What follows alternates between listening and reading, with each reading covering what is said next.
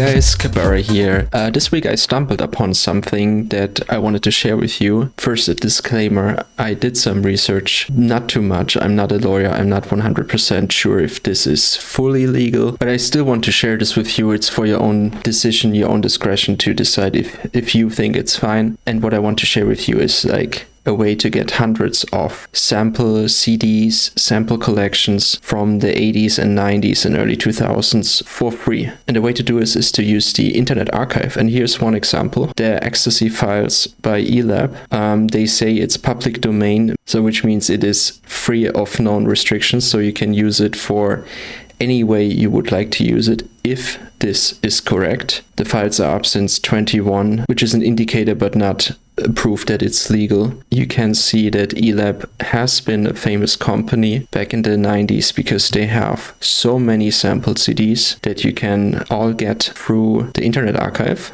And I thought I used this, specifically samples from this sample collection, to get the 90s old school type of house. What I mean by that is like stuff that slap funk produces. I know slap funk didn't produce in the 90s, but you know the spirit of some of their releases. So basically it comes with 3 folders full of loops. I cannot show you the files through the sample preview because it won't be routed to the software that I record the screen recording with. So what I did is for each of the folders, randomly selected some of them, and I will just click through them and show them to you.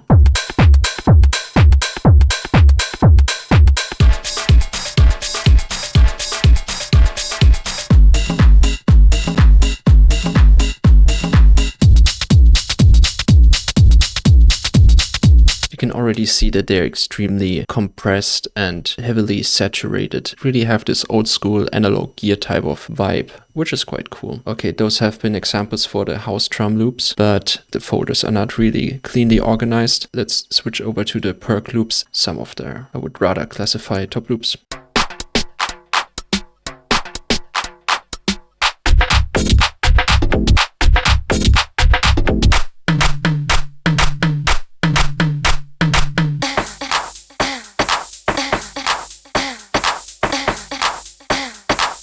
And then the last folder is step loops, but again, they are a mix of drum loops and perc loops, and it's all just mixed in these folders, so just go through them and select what you think you like.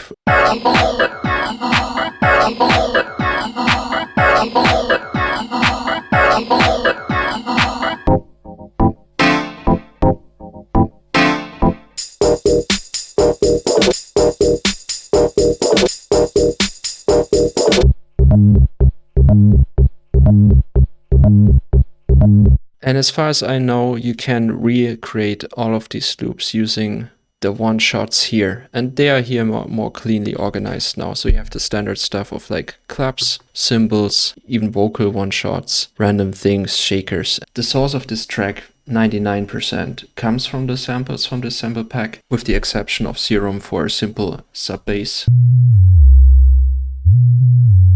Because it's easier to mix if this one doesn't come from a sample. Also, there was no sub-bass sample. But anyway, you cannot just expect to drag and drop these things and then they sound good. So I had to process them. I used some of my favorite plugins to add on to the analog type of sound that it has. And I will show you this afterwards, but I want to give you an overview of the track first. So let's head to this section here and listen to the song.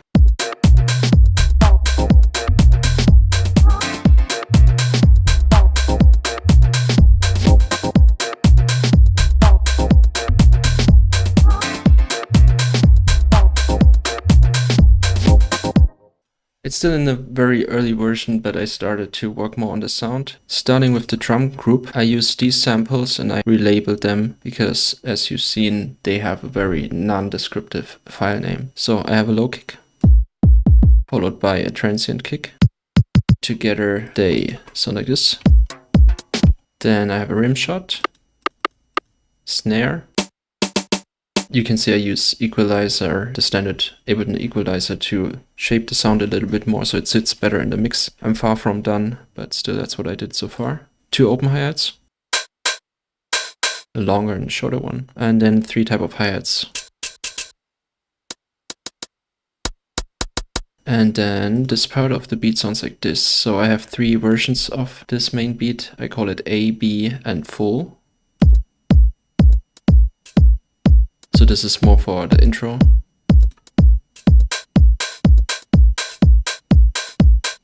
B adds the open hi-hats, and then full is full on beat.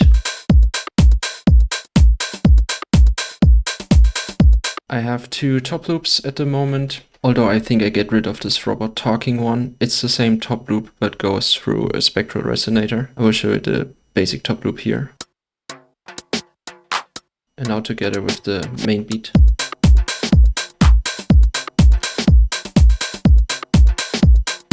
I like the skippy style of it, and except for the top loop, I programmed the whole loop myself and didn't rely on the sample loops. I just used the sounds from the sample pack. Heading over to the bass is not so exciting. I used the organ stab, but shaped it significantly to get more like the transient of the bass stab, and then the sub with a long release. Together it sounds like this.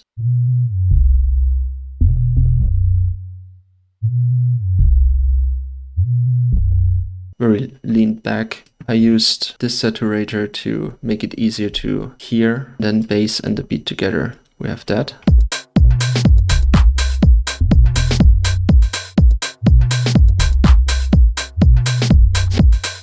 What I like about the 90s type of old school house are the piano and organ steps. So I have 2 of these here. I show it to you without effects first. Could come from the M1, not sure where it comes from. It sounds very dry like this, so what I use is I use this reverb plugin, which is an emulation of a famous plugin from, I think, the 90s as well. I got this as a part of the Universal Audio pack I bought just before Black Friday. And just listen how this makes it sound way better and sit better in the mix. And to extend on this, I have the Echo Boy, the Echo Boy Junior, and I will enable the echo as well, floating nicely in the background. I have a piano step here. Same thing, I moved it through the sound effects. And without the effects, it would really just sound very dry, almost metallic. All right, so let's listen to the beat together with the 2 steps.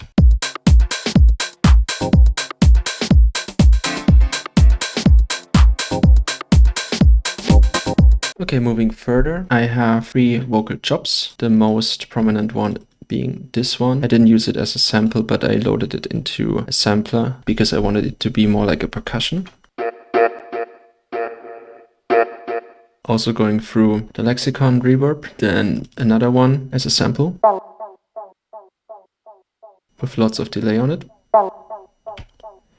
And then at the end of the first couple of bars, we have this one here. And then all 3 together sound like this.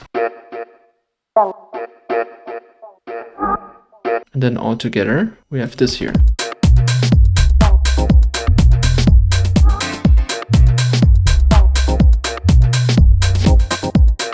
As you can see by the structure here, it's a lot of repetition, things coming in, things coming out. In order to keep it interesting, I plan to utilize the sound effects to keep it changing. To finish this up, I want to briefly talk about the processing I did so far. So on the drum bus, I used the pull tag basically just to dip in the middle. The rest I leave unchanged, which reduces the frequency around 700 Hertz to make the drums sound clearer. Here's another pull tag EQ where I boosted the lows and the highs a little bit. Really liking these 2 new plugins I got. And then this tape machine, the Studer. In another video I told you I bought another tape machine instead of this, but I was really lacking this tape machine. Black Friday they had another discount, so I got this one. Really adds to the feel of this 19 old school house. The other channels are not really processed that much. So heading over to the master channel, another tape machine there, but with other settings that are a little bit more on a higher quality.